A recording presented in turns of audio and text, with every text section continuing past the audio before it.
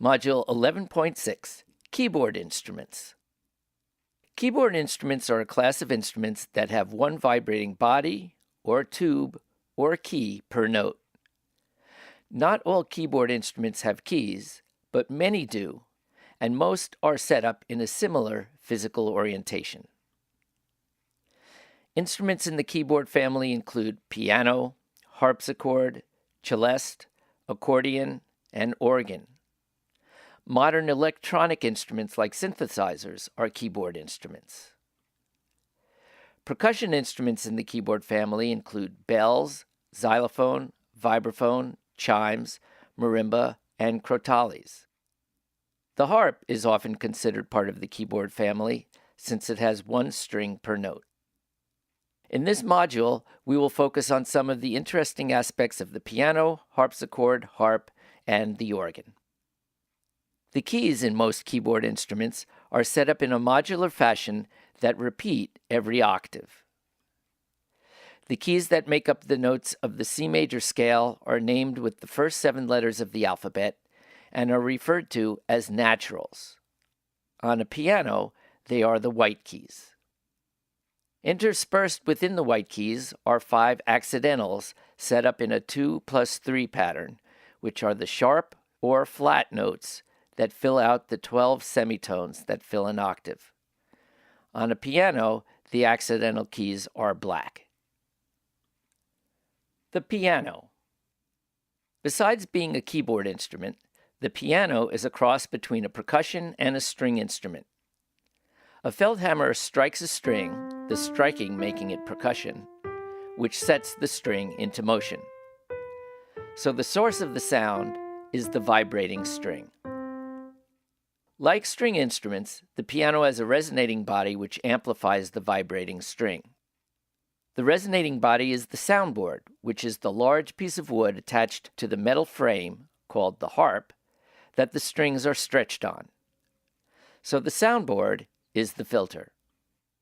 So if you have an upright piano with its back covered or against a wall, you are muffling the main vibrating part of the piano. Pianos use steel strings that are about 0.35 millimeters in diameter. The pitch of the string is determined by our friendly formula F sub n equals n over 2L times the square root of T over mu.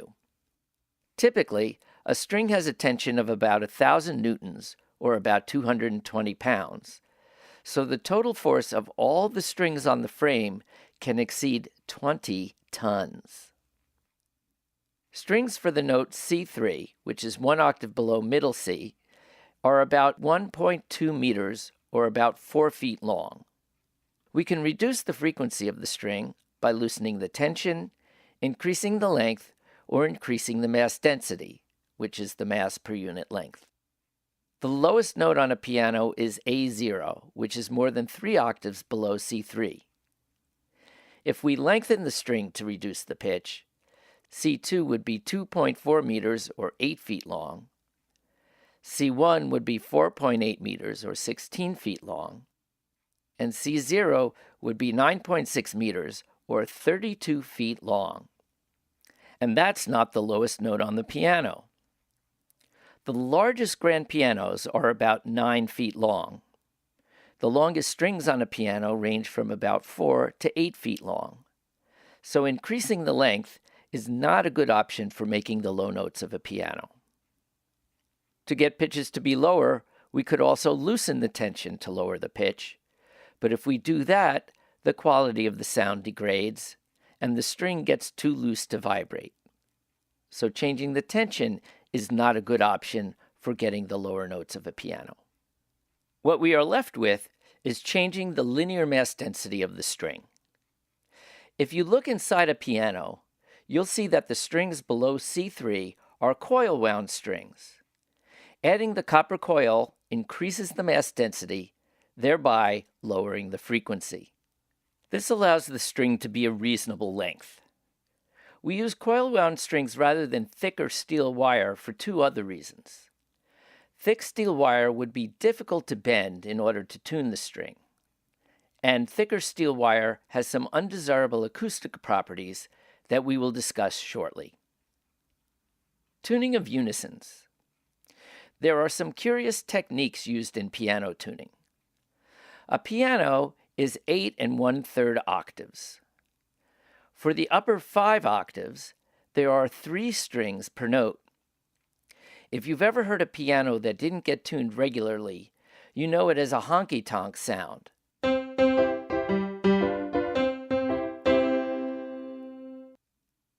This is because the 3 strings on a particular note have gotten out of tune with each other. There are 3 schools of thought on tuning of unisons. The American school calls for tuning all 3 strings the same. This gives a very clear attack of the note, and this works well when a piano is playing with other instruments and needs a clear attack to cut through the sound of the other instruments. However, compared to the other tunings, the sustain of the note tends to be a little bit shorter and a little bit duller in sound. The Japanese technique has the left string tuned very slightly high or sharp.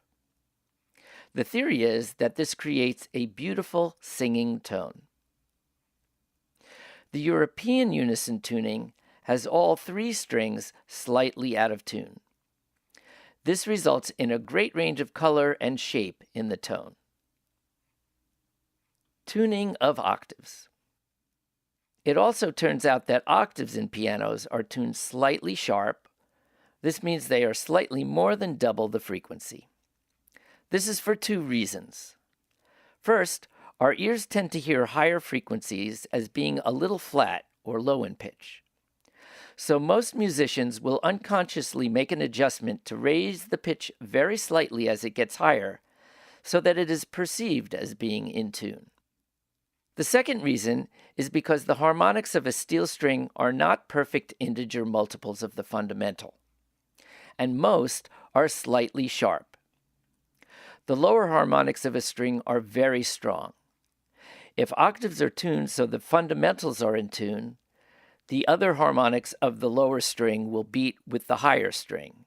So, by tuning the octaves a few cents sharp, the harmonics of the lower string will match, and the notes will sound better when played together.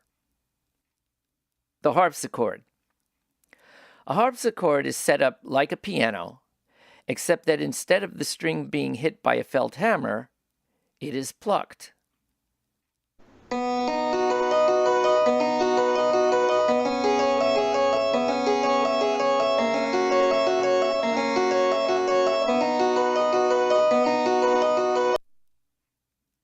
The harp. A harp can be placed in the keyboard category, as it is made of many strings stretched in a frame. The strings are played by being plucked. Like all string instruments, the source is the vibrating string. Harpists play different notes by playing different strings. In order to be able to identify the strings are color-coded. Blue strings are for the note C, and red strings are the note F. The strings are attached to a soundboard that is the top of a sound box which resonates to amplify and change the timbre of the strings. The harp is set up with 8 strings per octave and can be made to play in different keys by the means of pedals that change the tension and therefore the pitch of the strings.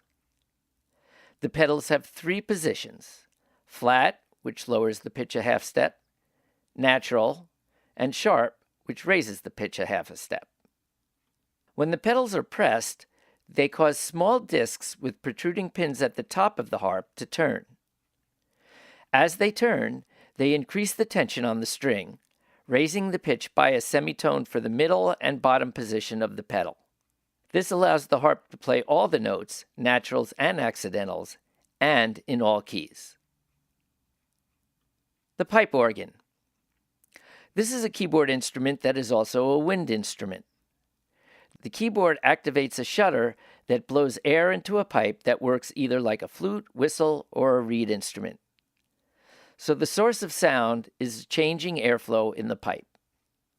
Since it uses pipes or tubes, the frequency is determined by the length of the tube. So frequency equals velocity over 4L or V over 2L. But rather than using holes and keys on the pipe to get different pitches as is done with wind instruments, there are just lots of pipes of varying lengths. To tune an organ, the length of each pipe is adjusted.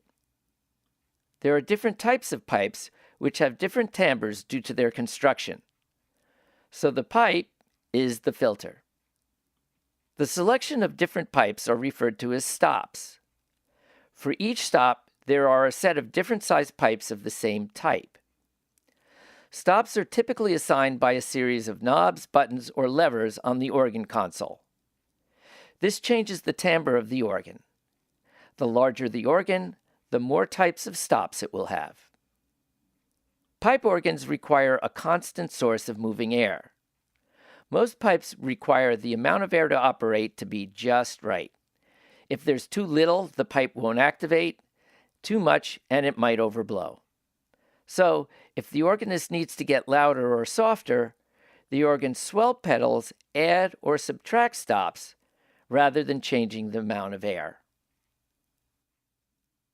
To review, keyboard instruments are a class of instruments that have one vibrating body, tube, or key per note.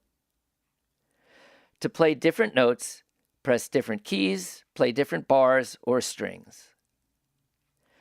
Pianos, harpsichords, and harps have soundboards as filters, which amplify and change the timbre of the strings.